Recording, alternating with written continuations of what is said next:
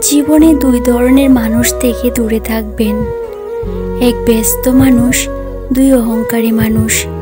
কারণ ব্যস্ত মানুষেরা নিজের ইচ্ছে ছাড়া কথা বলে না, আর অহংকারী মানুষেরা নিজের স্বার্থ ছাড়া পাশে থাকে না।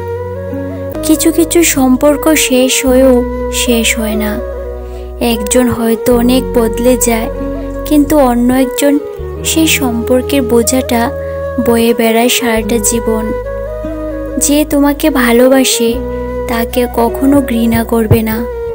সব সহ্য করা যায়, কিন্তু প্রিয় মানুষের অবহেলা সহ্য করা যায় না। একতরফা ভালোবাসাগুলো এমনই হয়। একজন পাগলের মতো ভালোবেসে যায়, আর একজন পাগল ভেবেই অবহেলা করে যায়। অনুভূতি, ভালোবাসা, মায়া এগুলি যতই কম প্রকাশ করবেন, মানুষ আঘাত করার সুযোগ তত কম পাবে। কোনো অভিযোগ নেই, আর কখনো থাকবেও না। আছে শুধু অভিমান, যা কখনো ভুলবে না। সময়ের সাথে সাথে যদি কোনো সম্পর্ক নষ্ট হয়ে যায়, তাহলে বুঝে নিও সেই সম্পর্কে ভালোবাসা নেই, প্রয়োজন রয়েছিল। সম্পর্ক কখনো তৃতীয় ব্যক্তির জন্য ভাঙে না। সম্পর্ক ভাঙে তার জন্য যে তৃতীয় ব্যক্তিকে প্রশ্রয় দিয়েছে।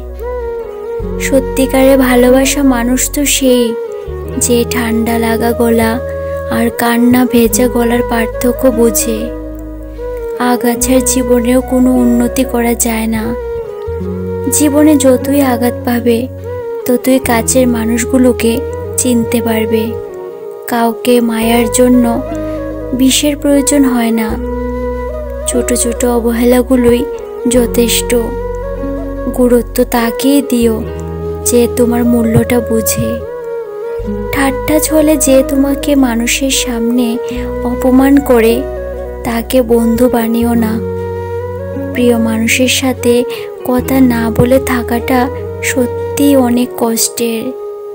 ধৈর্য উন্নত করে, রাগ মানুষকে ধ্বংস করে। জীবনে তিনটি কথা মনে রাখবে।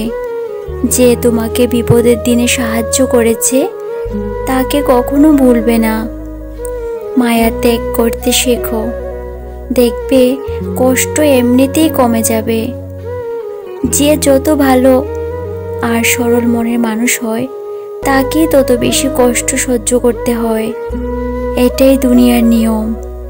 নিজেকে এমনভাবে তৈরি করো যে তোমাকে ছেড়ে চলে গেছে সে যেন তোমার জীবনে ফিরে আসার জন্য আফসোস করে।